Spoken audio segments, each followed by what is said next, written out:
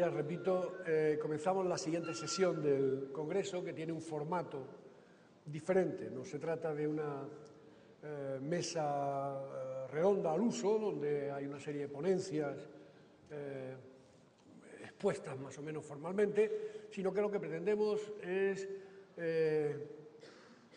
hacer un debate, un diálogo, lo más dinámico, lo más rico posible, donde lo importante no es tanto la exposición ordenada de todo un proceso ideativo, sino que es fundamentalmente el lanzar una serie de ideas que sirvan de elemento de contraste, que sirvan de elemento de referencia, que sirvan en definitiva para dialogar, para reflexionar. En ese debate, obviamente también queremos que participen ustedes, con lo cual, desde el primer momento, una vez que haya pasado una primera fase de breve introducción del núcleo de lo que cada una de ellas quiere decir, desde el primer momento pueden ir pasando sus preguntas por escrito y se pasarán, insisto, para enriquecer este proceso de reflexión, de diálogo, de debate. ¿Cuál es el objeto del debate? Sería el plantear una perspectiva comparada, el plantear una mirada comparativa entre cómo son las cosas en España y cómo son las cosas en la Europa de nuestro entorno en lo que se refiere al tema que nos ocupa, al tema de la emancipación juvenil. Si me permiten, yo introduciría con una anécdota personal. Ayer por la tarde estaba hablando con una radio de provincias, pues a propósito del informe que habíamos sacado, etcétera, y entonces el periodista estaba viendo una serie de aclaraciones, etcétera. Bueno, y en esas aclaraciones yo estaba contando lo que se había concluido en el informe, y era que evidentemente había toda una serie de factores estructurales que tenían que ver con el proceso de emancipación de los jóvenes, pero que sobre todo también había pues unas cuestiones que tenían que ver con el modelo cultural, con el modelo social, y que se producía a veces una cierta complicidad desde esa posición familista que esta mañana Enrique Grijalva hablaba, que hacía que hubiera un acomodamiento en la familia que prolongaba ese proceso. Bueno, pues cuando estaba contando estas cosas en un programa de radio, conectan con la calle, dicen queremos oír también la voz, y entonces conectan con un joven que describen, y él se describe como un joven de 26 años, que está trabajando y que tiene un buen empleo, supongo que no para hacerse millonario, pero un buen empleo, así lo describió él, industrial, era un obrero cualificado, y que seguía viviendo con la familia, lo contaba. Y entonces le preguntan, ¿y tú estás de acuerdo con lo que acaba de decir este señor? Y él dice, no, de ninguna forma. Yo no estoy de acuerdo porque no es verdad que yo esté en casa pues porque esté cómodo, todo esto. Lo que pasa es que es verdad que yo estoy trabajando y gano buen dinero, pero quién sabe si dentro de 2 años pierdo el trabajo. Y lo que pasa es que yo no tengo todavía dinero para comprar un piso, y como no tengo dinero para comprar un piso, me veo obligado a estar en casa. Por tanto, no es que esté en casa por comodidad, sino que estoy en casa por obligación, puesto que ni tengo dinero para comprar un piso, ni tengo la seguridad de que mi nivel laboral de ahora se va a mantener indefinidamente. Entonces, muy ingenuamente, le pregunto, bueno, pero en el diálogo en la radio, pero no sería posible que, yo que sé, que te fueras de casa no comprando un piso, sino pues para vivir con unos compañeros, en fin, a ver qué pasa y todo esto. Y me dijo, hombre, si no tuviera más remedio, pero claro, en la situación que tengo en casa, tonto sería si la perdiera para no sé qué. Es decir, que cuestionaba absolutamente el principio de que estuviera en casa por razones de conveniencia, de comodidad, y sin embargo todas sus argumentaciones iban en ese sentido. La pregunta que yo lanzaría es si sería posible que este tipo de argumentación, evidentemente todo es posible, pero con carácter más o menos general, se diera en Suecia, o se diera en Finlandia, o se diera en Alemania, ¿no? O es una forma de pensar que tiene mucho que ver con la forma de pensar en España. Para debatir tenemos, por una parte, a Sandra Gaviria, por otra parte, a Almudena Moreno.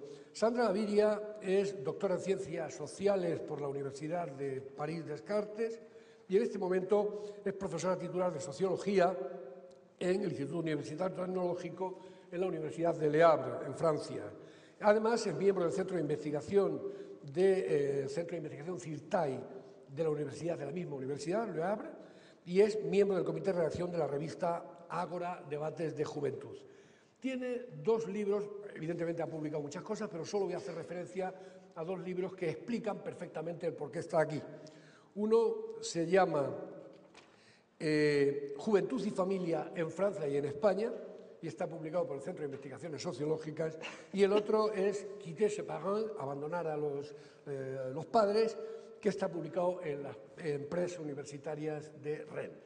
Evidentemente, los 2 títulos ilustran perfectamente la presencia de Sandra aquí. Muchísimas gracias, Sandra. Y después Almudena Moreno, es doctora en Sociología por la Universidad Autónoma de Barcelona y es profesora titular de la misma materia, la misma disciplina, en la Universidad de Valladolid. Ella está especializada en trabajos sobre cuestiones de familia, del estado de bienestar, políticas públicas, análisis comparados sobre género, etc. Y ha sido investigadora visitante en distintas universidades, en el Reino Unido, en la Universidad de Oxford, en Canadá, en la Universidad McGill, en Gothenburg, en Suecia, en el Reino Unido, en Italia, Turín, Chicago, etcétera, etcétera. Premio extraordinario de doctorado y Premio Internacional de Jóvenes Sociólogos de la Asociación Internacional de Sociología. También solo voy a, entre sus múltiples trabajos, a citar solo 2 que en este momento está desarrollando o acaba de terminar y que también de sobra explican por qué está aquí. Uno sería, en este momento está trabajando en análisis del informe Juventud, del IJUVEL, correspondiente al último corte, con lo cual está en la pomada de lo que son los últimos cambios. Y por otra parte, hace no más 4 meses, acaba de publicar en la colección de estudios sociales de la Caixa la transición de los jóvenes en España en un contexto de crisis económica. Un tema que, por supuesto, también ilustra perfectamente aquello de lo que hay que debatir. Yo les pediría que en no más de 10 minutos, primero, si puede ser menos, primero Sandra y después Almudena, introduzcan lo que sería el núcleo de su posicionamiento, de lo que quieren expresar, incluso por puntos, ni siquiera hace falta que sea un discurso cerrado, para después, a partir de ahí, enlazar ya con un debate pues, todo lo rico, todo lo flexible que seamos capaces de conseguir. Sandra. Hola, buenos días. Muchas gracias primero a Eusebio Mejías y a todo el equipo de la FAD por haberme invitado a este congreso. El tema de la emancipación juvenil es un tema que vemos que está siempre de actualidad cuando hay crisis económica, cuando no hay crisis, porque al final representa el futuro de una sociedad, cómo los jóvenes van a trabajar, formar familias, tener hijos. Y lo que voy a hacer en esta mini ponencia es hablar de ciertos puntos que me parecen importantes para reflexionar sobre la cuestión de la emancipación en Europa. Un primer punto es tener en cuenta no solo cómo se van o en qué momento se van, sino lo que ocurre una vez que los jóvenes se van y lo que llamo un poco los mal emancipados. El hecho que la autonomía no siempre es positiva. A menudo se estudia cómo los jóvenes adquieren esa autonomía como si fuera algo siempre que va a ser positivo. Y en Francia, por ejemplo, actualmente hay varios elementos que muestran que la autonomía tiene efectos perversos. Por ejemplo, se habla de una pobreza de la juventud, 8% de los jóvenes que están en situación de pobreza y dificultades económicas. La Universidad de Le Havre, por ejemplo, todas las semanas se dan 700 lotes de comida a jóvenes con dificultades, que son estudiantes, viven solos, pero tienen dificultades económicas. Los estudiantes franceses, 1 de cada 2 casi piensa que están mal alojados en su vivienda, porque hay que saber que pueden vivir hasta en pisos o habitaciones de 9 metros cuadrados, 12 metros cuadrados. Y otro elemento es que hay jóvenes que al final viven solos porque es un modelo en el que se favorece que cuando el joven empieza a estudiar se vaya de casa y viva solo, pero a veces no lo viven bien. Algunos no lo viven bien, pero acaban adaptándose y otros vuelven a casa de los padres. Y esos que vuelven lo viven como un fracaso, porque el modelo lo que empuja es a irse y a ser capaz de vivir solo. Eso es una primera reflexión para tener en cuenta que la autonomía también tiene sus efectos negativos. Luego, con la crisis económica, pienso que hay nuevas situaciones de autonomía o de heteronomía que se están creando o que se están acentuando, que ya existían.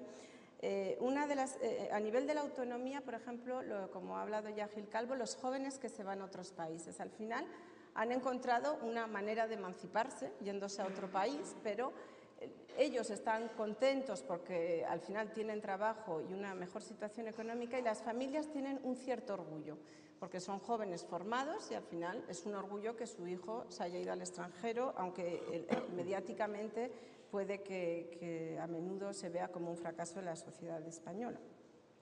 Luego, a nivel de la autonomía también, los jóvenes, por ejemplo, navarros que viven, y hay algunos colegas aquí que lo han estudiado también en el País Vasco, que pasan horas en las peñas en las que cocinan, tienen juegos, cenan, es como un mini espacio de autonomía, aunque sigan viviendo con los padres. Y nuevas situaciones que se acentúan, como los jóvenes que ni trabajan ni estudian, que viven con los padres y para ellos la situación es para largo, o como lo que se llama la generación boomerang, esos jóvenes que se fueron y vuelven a casa.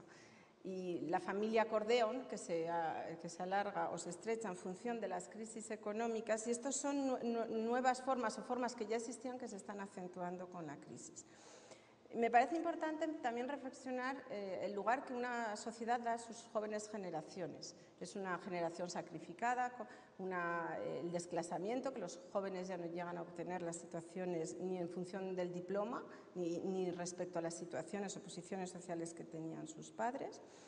Y resaltar que hay paradojas, porque al final el Estado y las familias ayudan más a los jóvenes, por ejemplo en Francia, que en España, y cuando vemos la visión del futuro, el optimismo hacia el futuro de los jóvenes, los daneses aparecen con una visión muy optimista, pero los españoles aparecen con una visión más optimista que los franceses. O sea, que no quiere decir que porque se vayan antes o se vayan más tarde, la visión y el optimismo hacia el futuro sea el mismo. A nivel europeo, yo pienso que ya hay un acuerdo, o sea, en todos los países se valora la libertad individual, el hecho de que ya no son familias jerárquicas en el que el padre decide, los jóvenes se respeta que tengan sus propias elecciones, pero el proceso de individualización no se realiza igual en todos los países, no es tan fuerte. Por ejemplo, en la sociedad española yo creo que la individualización de la juventud es mucho menor que en los países nórdicos o que en otros países. ¿Y en qué se ve, por ejemplo, esta individualización menor? En España, a menudo por la calle se ven niños que van los 3 hermanos vestidos iguales.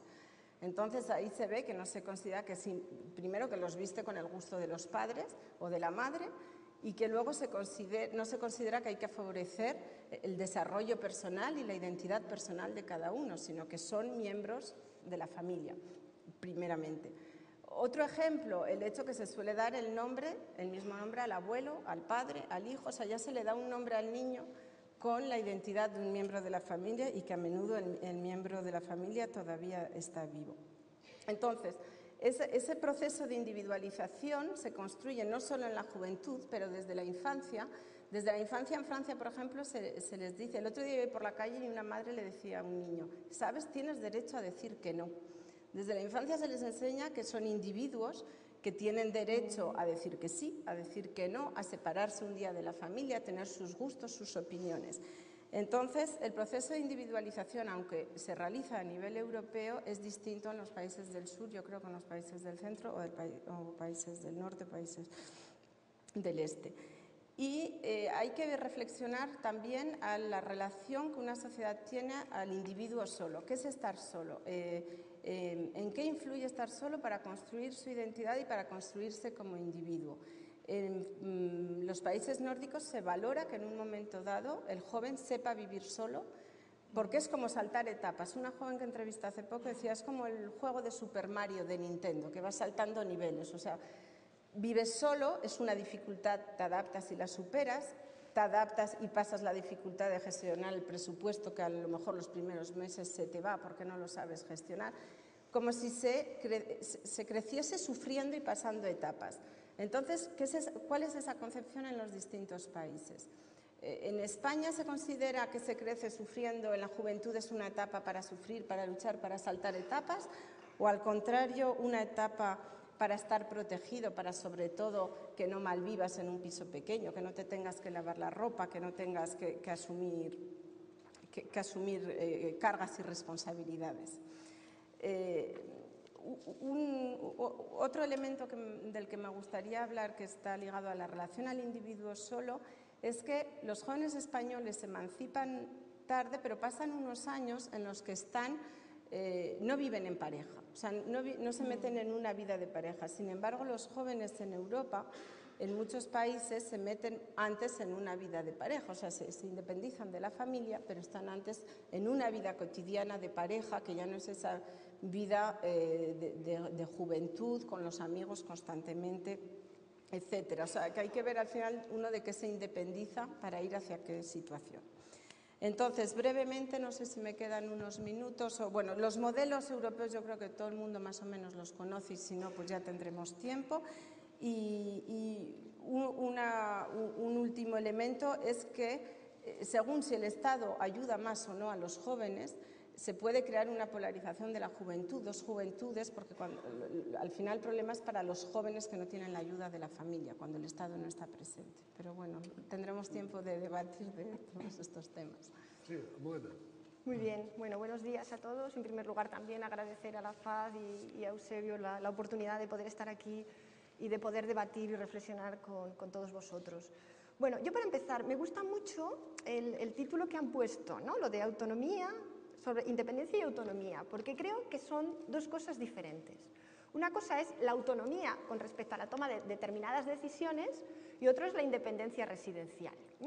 Y como en España resulta muy recurrente y ya llevamos mucho tiempo hablando de esto de la emancipación tardía, pues por establecer un contrapunto, ¿no? con todo lo que se ha dicho, o parte de lo que se ha dicho, yo creo que los jóvenes españoles, y lo tenemos con los datos de la encuesta social europea, no se diferencian sustantivamente de los jóvenes europeos con respecto a las expectativas que tienen y con respecto a determinadas tomas de decisiones.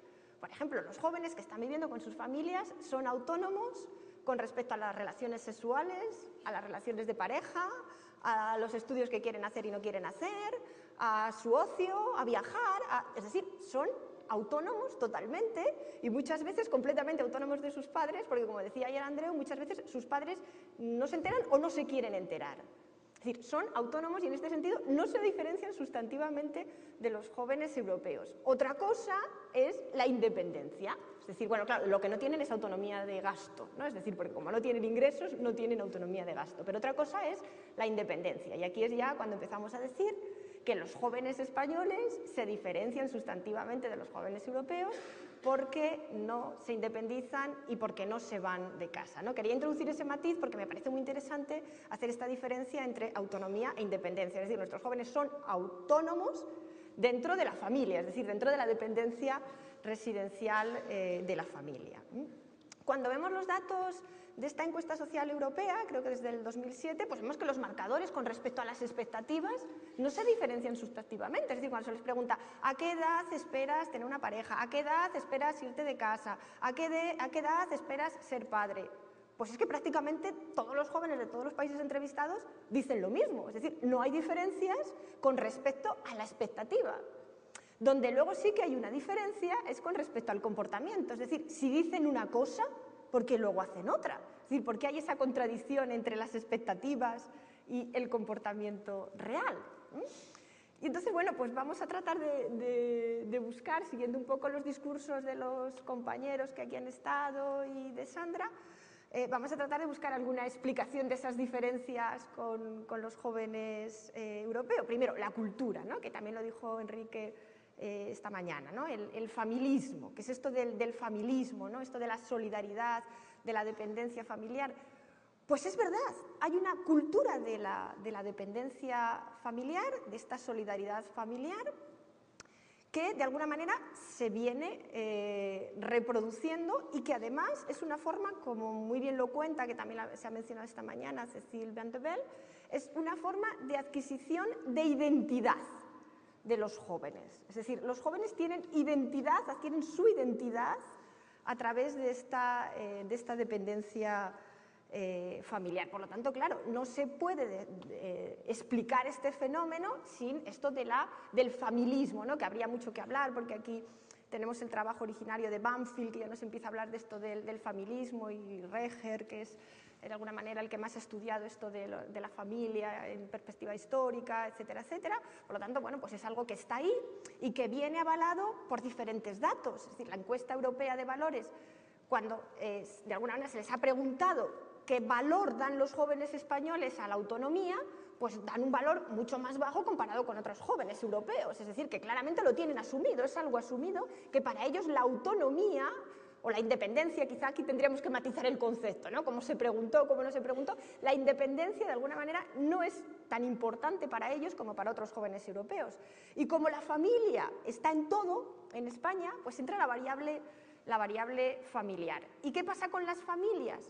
Y también hay estudios que lo avalan de forma cualitativa y de forma cuantitativa, pues que las familias, de alguna manera, de origen, lo que hacen es reproducir ese modelo de dependencia. Es decir, en España lo que se dice es espérate a ver si tienes un trabajo, espérate a ver si las cosas mejoran, etcétera, etcétera, y hay un pacto, ¿no?, entre los jóvenes y los padres, mientras que en otros países europeos es lo contrario. Las familias, que también lo ha dicho Sandra muy bien, las familias apoyan para que esos jóvenes salgan, incluso monetariamente, es decir, yo te doy un aval económico para que salgas y para que te vayas, ¿no? Es decir, hay estudios que nos avalan todo esto.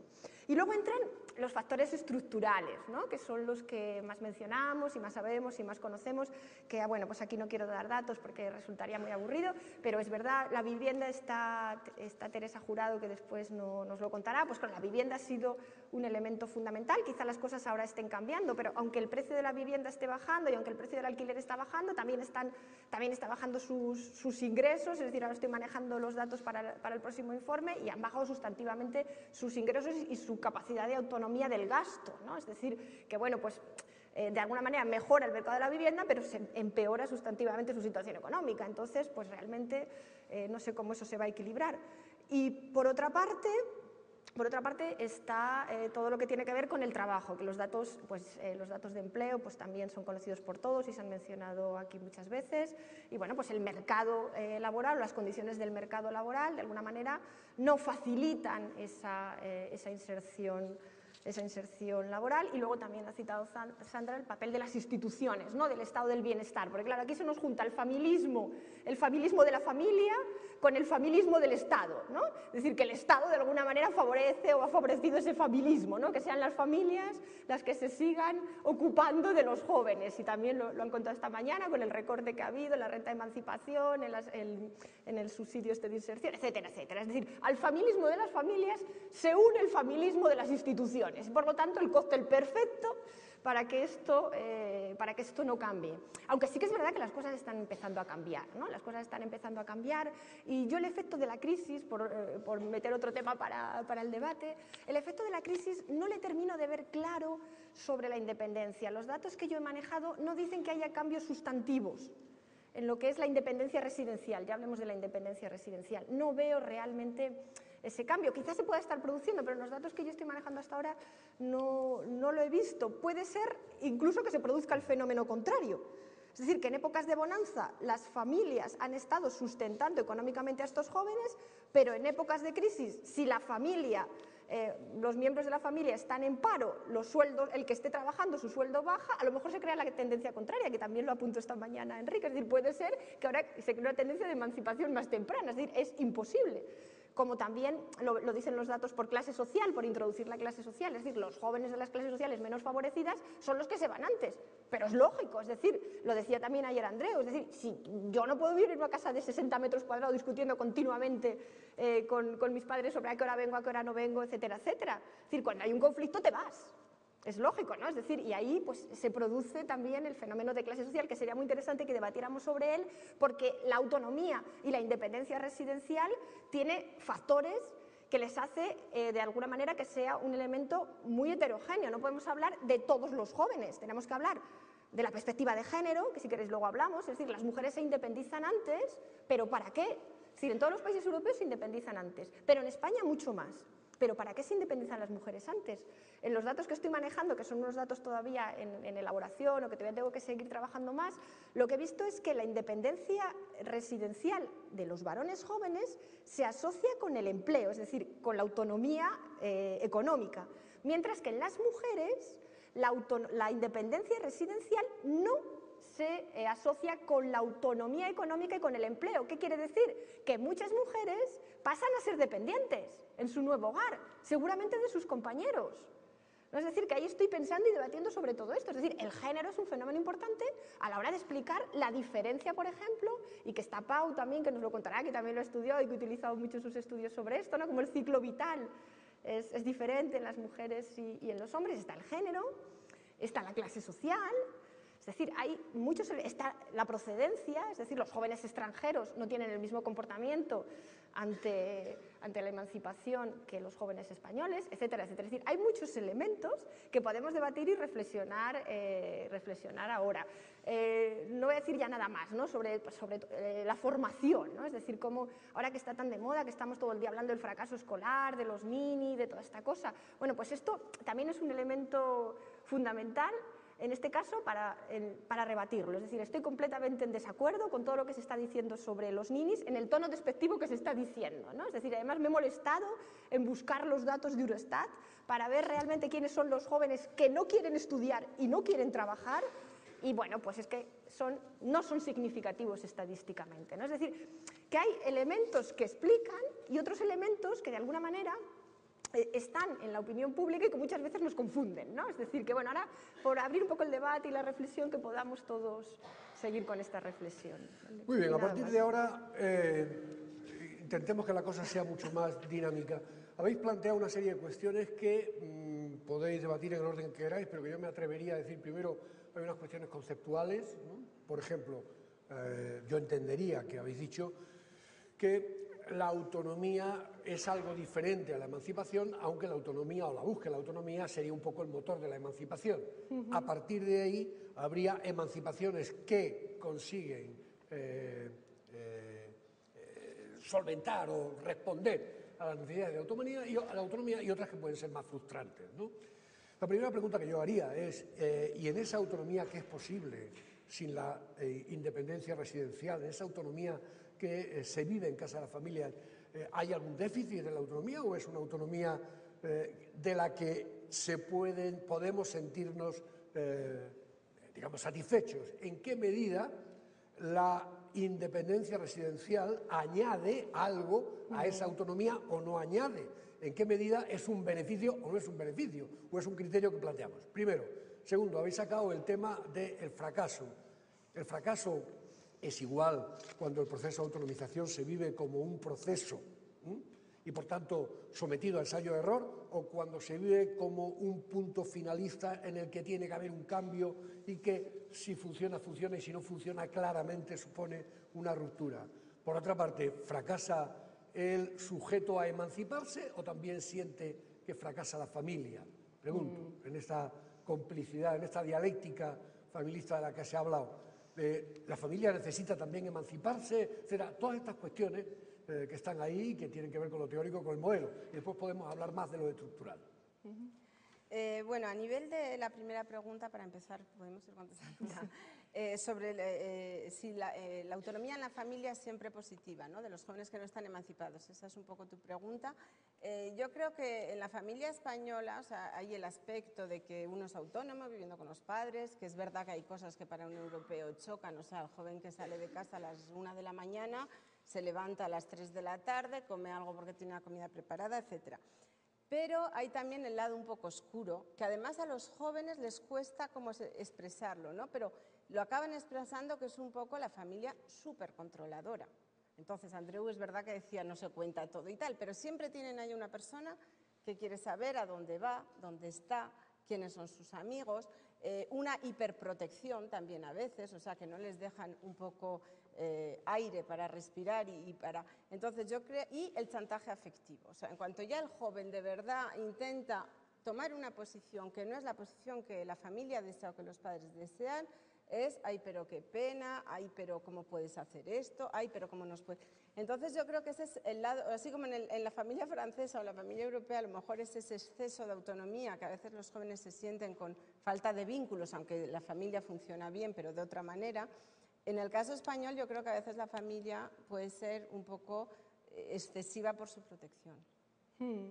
Sí, yo creo, no hay duda de que la autonomía esta de la que hablaba yo, la diferencia entre autonomía e independencia, la autonomía sin independencia residencial, por supuesto, tiene muchas limitaciones. La primera, la que hablaba Enrique esta mañana, la asunción de responsabilidades. Realmente, cuando asumes una responsabilidad, ¿no? Pues cuando tienes un dinero y tienes que gestionar ese dinero para llegar a fin de mes, ¿no? Es decir, claro, eso es fundamental. Entonces, de alguna manera, esta autonomía limitada sin la independencia, claro que tiene sus problemas, pero no todos son problemas, porque realmente ha favorecido que muchos jóvenes puedan estar en su casa terminando sus estudios y haciendo de jóvenes. Es decir, el joven, ¿qué tiene que hacer? O que en la etapa de la juventud, tal y como la puedo entender yo, pues experimentar. Es decir, experimentar, ahora hago esto, ahora hago otro, ahora me he equivocado, ahora vuelvo. Es decir, lo que es el concepto de juventud, de poder experimentar. Cuando asumes determinadas responsabilidades de adulto, ya lo de la experimentación es más problemático, porque si te equivocas, pues a lo mejor te echan del piso si no llegas a fin de mes y no puedes pagar tu piso de alquiler, ¿no? Es decir, que por una parte tiene sus problemas en lo que es la asunción de responsabilidades, pero por otra parte, de alguna manera, tiene también sus bondades, ¿no? Es decir, que yo vería esta ambivalencia, ¿no? En la semi-autonomía o en la autonomía dependiente que tienen los jóvenes dentro de la familia. En Europa sería así también. A nivel europeo se considera que el joven, más en Dinamarca que en Francia, por ejemplo, que el joven tiene que experimentar para construir su identidad, experimentar en libertad y en la lejanía de la mirada de los padres, porque la identidad de uno mismo, ¿cómo se construye? Tú te construyes más con la identidad de tu pareja si vives con ella en el matrimonio, como explican algunos autores, o si tú vives con tu familia tienes más tendencia a tener una identidad común. De hecho, porque para convivir juntos tienes que tener aspectos comunes. Entonces, en otros países se valora que el individuo, que el joven se construya su identidad, que luego coincide y tiene los mismos valores, pues qué suerte, que no, el padre habrá sido un buen padre porque ha permitido al joven desarrollarse a sí mismo. No sé si contesta la pregunta. Sí, y por unir con el fracaso, ¿no? ¿Qué significa esto en relación con el fracaso? Es decir, por ejemplo, que tiene relación con lo anterior, ¿no? Es decir, el joven que ahora ve que tiene que volver a casa de sus padres porque no llega a fin de mes, porque se ha quedado sin trabajo.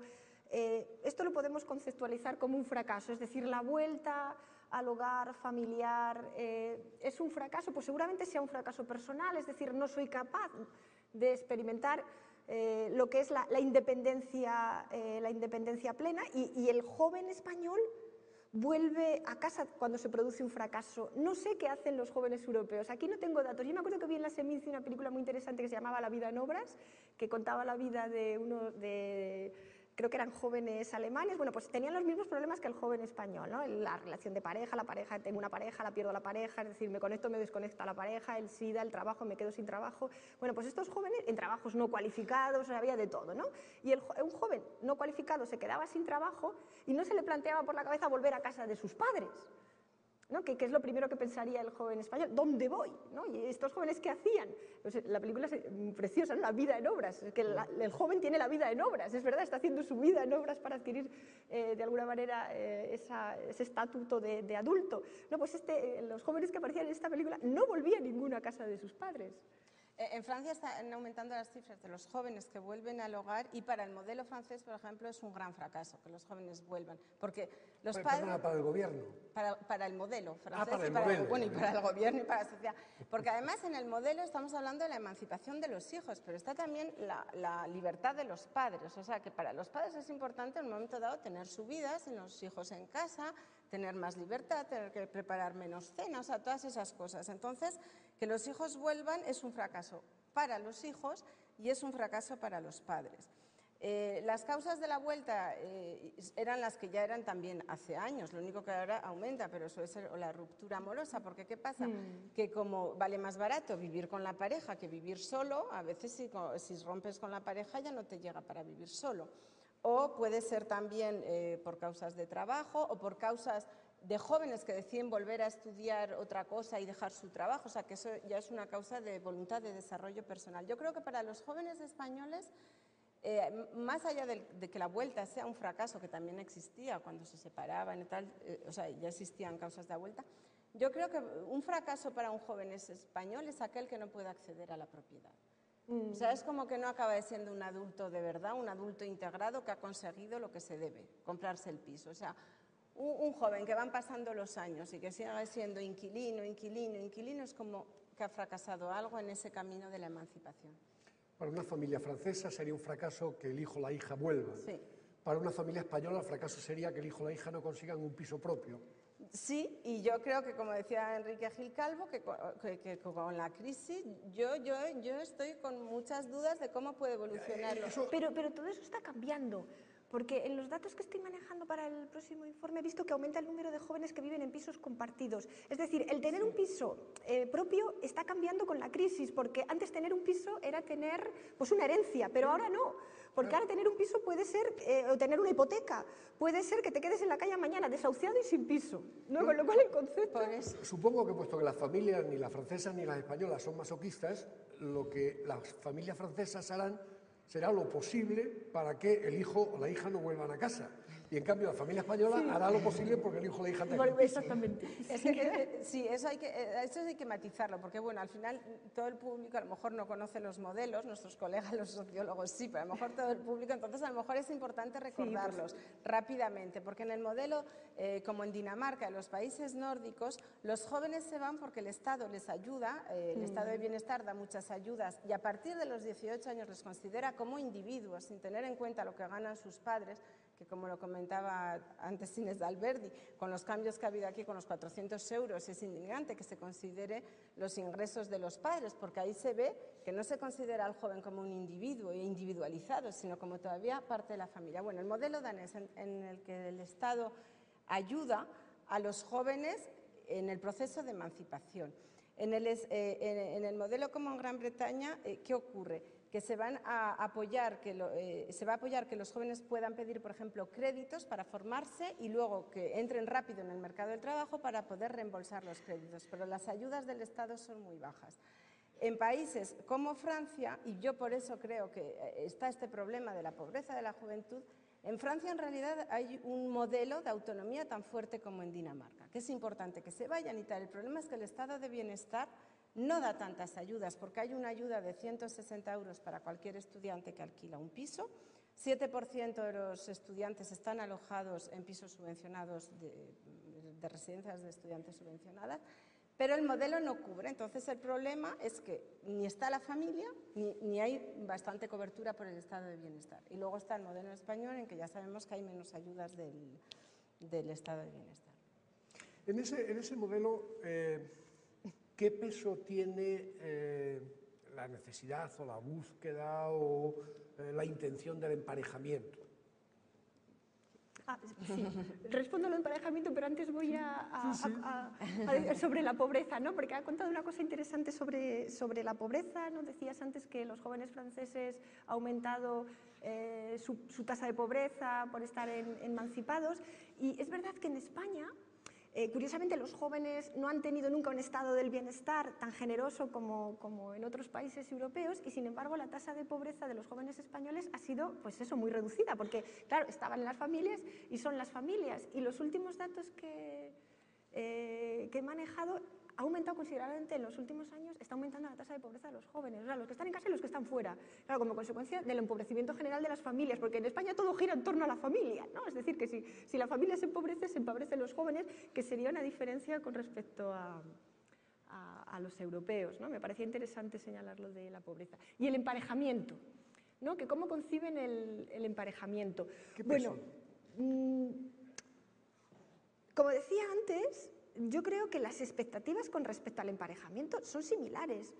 Y los deseos son similares en todos los jóvenes europeos, es decir, no hay diferencias sustantivas con respecto al tema de formar una pareja. Sí que es verdad, tampoco hay grandes diferencias cuando se ve a qué edad se casan los jóvenes españoles, y tampoco hay grandes diferencias. Yo diría que aquí no hay grandes diferencias, e incluso yo creo que en España están las cosas empezando a cambiar. Es decir, esta linealidad que había en los jóvenes españoles de emanciparse y formar inmediatamente una pareja a través del matrimonio civil, etcétera, etcétera, etcétera, yo creo que hay algo que está empezando a cambiar. Y lo contábamos en el café, Teresa, que lo contábamos con Teresa, lo comentaba, yo creo que todo esto está empezando a cambiar las formas de emparejamiento, que también se ha dicho que en España los jóvenes optaban mayoritariamente por el matrimonio civil, etcétera, etcétera.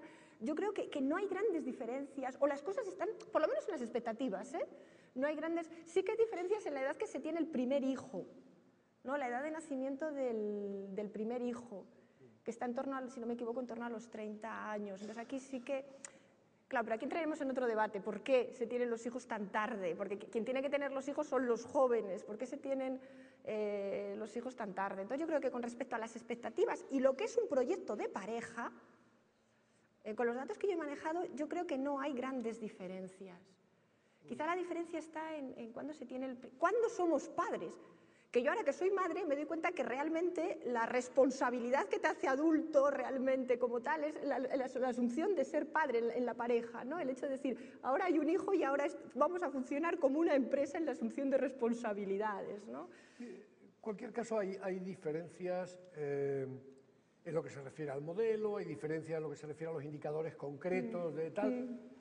Por lo que veis, ¿los dos modelos tienden a aproximarse o van en líneas divergentes? ¿Los jóvenes españoles se parecen cada vez más a los europeos o siguen siendo muy distintos? Me encanta tu pregunta porque yo es una de las cosas de las que quería hablar y se me ha olvidado. Yo creo que es que en esto de los modelos europeos, siempre, aunque no se dice, parece el modelo danés como que fantástico, se van, se forman, entran, salen. Yo creo que habría que empezar a estudiar cuál es el modelo deseado de verdad por cada sociedad, porque el modelo va con un tipo de relaciones familiares. O sea, ¿a las familias españolas les gustaría que las relaciones sean como las de las inglesas? Les gustaría, o sea, no es solo cómo se van, es todo un tipo de relaciones familiares, de construcción del niño desde que es pequeño, de cómo se le viste, de cómo si se le lleva a la guardería o no y cuántas horas diarias, de todo un conjunto de cosas. Entonces, yo personalmente, porque siempre he defendido además que hay otras razones que las materiales, pienso que aunque tuviéramos todos los mismos niveles de empleo, pienso que no serían los mismos, y pienso que lo que hay que ver es cuál es el modelo que se desea, porque vemos que las políticas van un poco en todos los sentidos, pero en Francia igual, las políticas de juventud, o sea, se piensa, se reflexiona, luego se hace otra cosa que va en sentido contrario. Entonces, ver un poco cuál es el modelo que un país desea, sus jóvenes, sus familias, e intentar poner medidas en ese sentido, más que, aunque sean distintos, no pasa nada.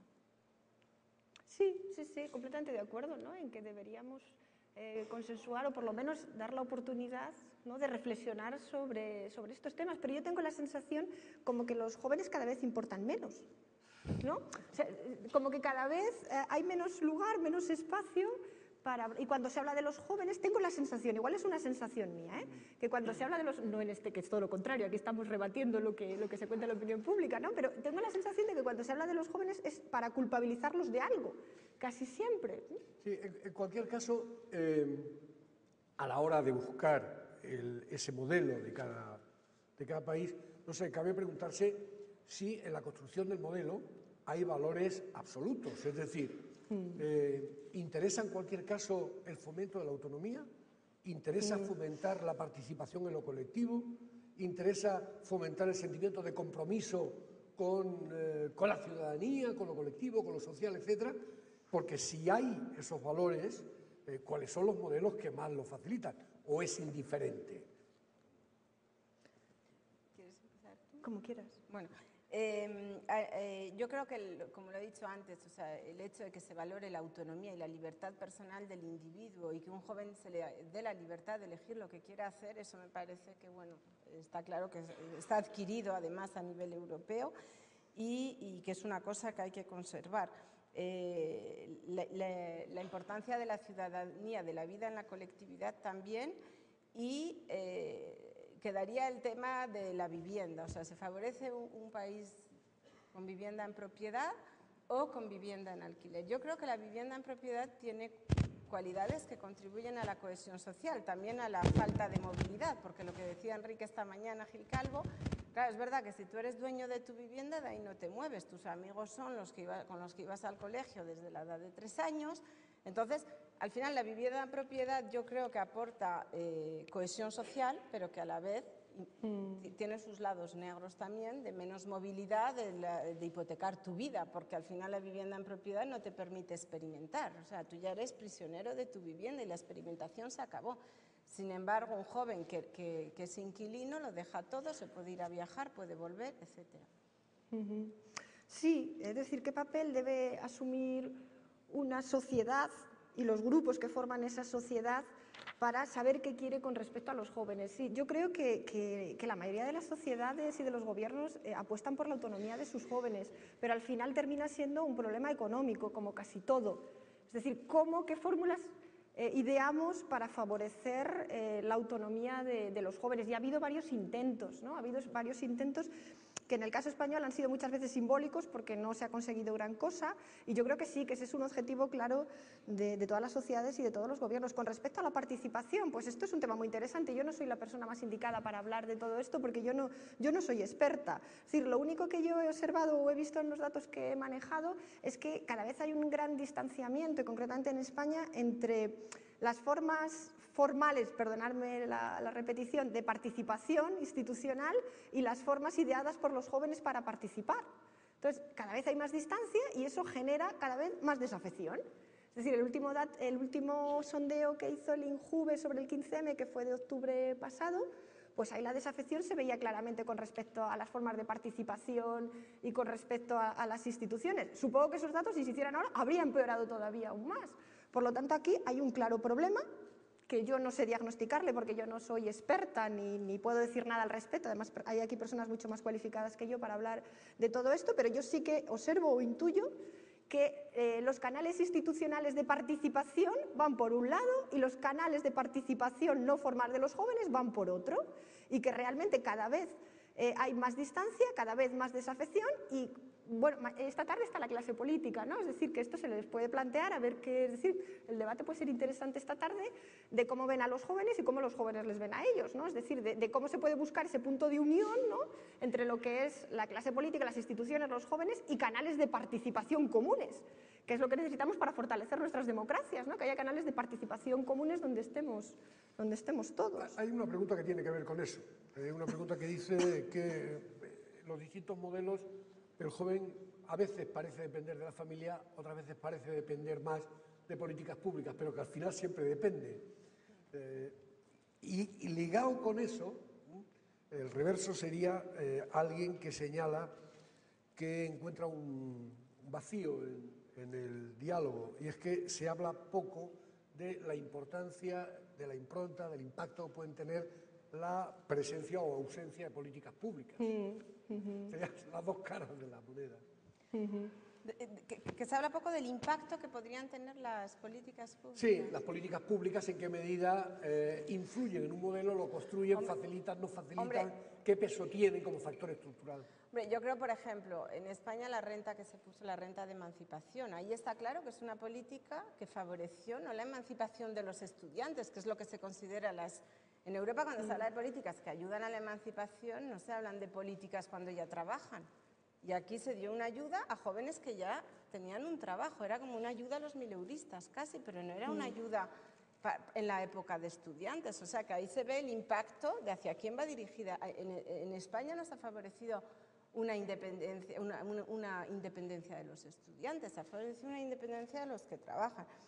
Y luego el impacto de las políticas es que al final, si tú tienes, en Francia el gran debate es, desde hace 15 años, es por qué no se da un sueldo a los jóvenes o una renta de jóvenes, o sea, un dinero por el hecho de ser joven, para no depender de la familia, dependes efectivamente del Estado. Y si tú tienes ese dinero del Estado, te da una libertad. O sea, ya si tu madre te dice que tienes que ir a comer el domingo, aunque no te apetezca, pero como no le debes nada económicamente, pues no tienes por qué ir. Porque una cosa que a mí me parece muy profunda, que es una gran diferencia entre España y los otros países, es que se considera en otros países que si tú tienes que la libertad económica te da la libertad de la familia.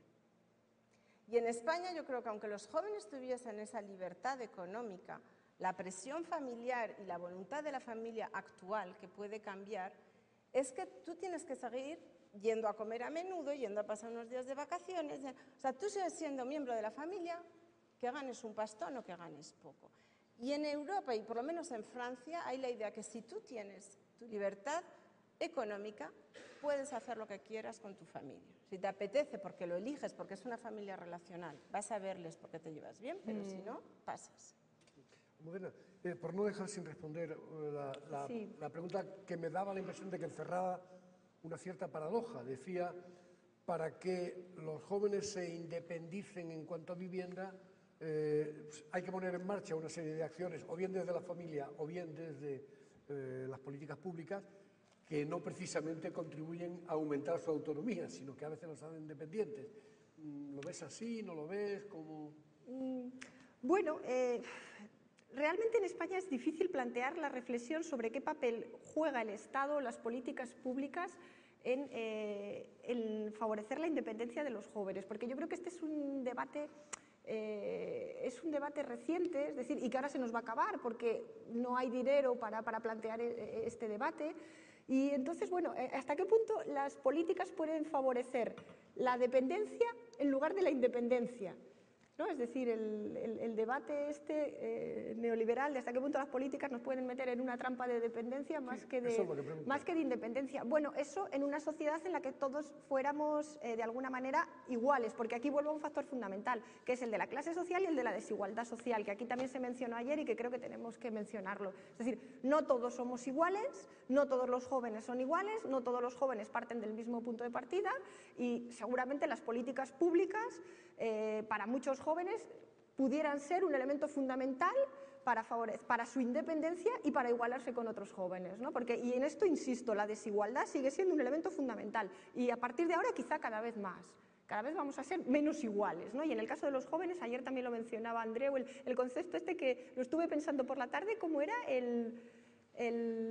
no me acuerdo, luego me lo dice, lo estuve pensando por la tarde, ¿no? Es verdad, es decir, los jóvenes van a desaparecer como tal, en el concepto de juventud se van a empobrecer, el proletariado, ¿no? O algo así decías de los jóvenes. Pues realmente las políticas públicas, yo creo que son unas políticas, en el caso de los jóvenes, de muchos jóvenes, para favorecer esa igualdad, porque no todos somos iguales, no todos partimos del mismo punto de partida. Hay una pregunta del público también que se refiere a una situación afortunadamente minoritaria, pero que en alguna medida también nos coloca frente a una cierta contradicción. Dice que estamos hablando todo el tiempo de la emancipación tardía, de ese proceso en que, pese a que teóricamente se tendría que haber adquirido o ejercer una autonomía, sin embargo sigue habiendo una dependencia familista, etc. La pregunta se refiere justo a lo contrario. ¿Qué pasa con aquellos que nunca han tenido el nicho familista, que han estado bajo la tutela del Estado y que muy rápidamente son lanzados a la calle a buscarse la vida cuando probablemente todavía no están ni en condiciones de buscársela, ni en condiciones de autonomía, ni en condiciones instrumentales para hacerlo? Y señala concretamente, entre esta población la tasa de paros como un indicador no es del 50%, sino del 80%. Y estamos hablando en concreto, porque no termino de entender muy bien, de esos jóvenes desfavorecidos que en determinados momentos... Son jóvenes que han estado viviendo, son niños que han estado viviendo con una tutela del Estado y que se supone que a partir de no sé qué edad, 16 años, se tienen que buscar la vida, entonces se les pone en la calle y claro... Por ahí va mi reflexión anterior. ¿No? Es decir, que hay colectivos que realmente están fuera, ¿no? del discurso de la emancipación tardía, es decir, que hay jóvenes que no están ahí en lo que es la mayoría de los jóvenes y realmente, claro, el dato que me das, ¿no? La exclusión social, la pobreza de estos jóvenes, por ahí va mi reflexión de lo que es una política pública, ¿no? en el concepto de igualdad. Nos queda poquísimo tiempo, 5 minutos, y yo querría cerrar el diálogo retomando alguna pregunta anterior. ¿En qué medida el proceso, la dinámica social nos está llevando a una aproximación de modelos de tal forma que los españoles, los jóvenes españoles, son más como el modelo europeo, o en qué medida se diferencia, y qué papel tiene la crisis, que eso sí afecta a todos, más o menos, en esta aproximación o en este distanciamiento. Somos los españoles cada vez más iguales, cada vez más diferentes. ¿La crisis va a contribuir a hacernos más iguales o la crisis va a contribuir a hacernos más diferentes? Yo creo que con la crisis el modelo va a tener que cambiar. Ya un cambio que ha habido, o algo novedoso, ha sido el movimiento de los indignados, porque una cosa que era significativa de los jóvenes españoles es que, así como los franceses manifiestan, se movilizan en cuanto quieren más derechos o tienen menos, aquí, decíamos, no se van, es un problema, tal, pero nadie se movilizaba. O sea, que yo creo que ya es un fenómeno nuevo que los jóvenes salgan a la calle a decir lo que quieren, jóvenes y otras generaciones, pero por lo menos... Y ahí que yo creo que con la crisis el modelo va a tener que evolucionar, la vivienda en propiedad no sé si va a poder seguir, yo soy un poco escéptica, eso a nivel de vivienda, a nivel de movimientos de juventud, me parece interesante que la juventud se haya movilizado y que expresen sus ideas y que no estén en casa, que no me puedo ir y cada uno en su casa sin movimiento colectivo, y estos son los dos puntos que yo veo. Sí, yo creo que ya está cambiando, yo creo que los modelos ya están cambiando y que hay diferencias, las diferencias que sobre las que hemos estado reflexionando ahora, pero yo creo que los jóvenes cada vez son más iguales. Si todos tienen acceso a las mismas redes sociales, todos, es decir, estamos en el mundo globalizado, ¿no? En el que realmente, pues, bueno, lo que cambia son las condiciones estructurales, ¿no? y el familismo cultural este que hablábamos, que yo también creo que está empezando a cambiar y que va a cambiar. Entonces, ¿hay una convergencia y una divergencia, que esa podría ser la pregunta? Bueno, pues habrá que ver en qué punto nos deja esta situación, habrá que ver cuándo y cómo salimos de aquí, y entonces será el momento de poder volver a ver esos análisis comparados, que claro, luego los análisis comparados nos tienen muchos problemas, porque analizan tendencias homogéneas, pero insisto, los jóvenes son muy heterogéneos, ¿no? Muy bien, es como, probablemente igual que ayer, en algún momento se decía, esa frase tan conocida de que no hay juventud, sino que hay jóvenes muy diferentes unos de otros, probablemente tendríamos que llegar a la conclusión de que también, respecto al proceso de emancipación, no hay jóvenes españoles o jóvenes franceses o jóvenes alemanes, sino que hay jóvenes quizás en unas condiciones de precariedad, con unas ayudas, con otras, unas condiciones estructurales, con más recursos, con menos recursos, y que eso quizás diferencie tanto o más como el hecho de vivir en el troquel cultural francés o español. Muchísimas gracias a las dos, muchísimas gracias. Espero por no haber aburrido demasiado. Muy bien, muchas gracias.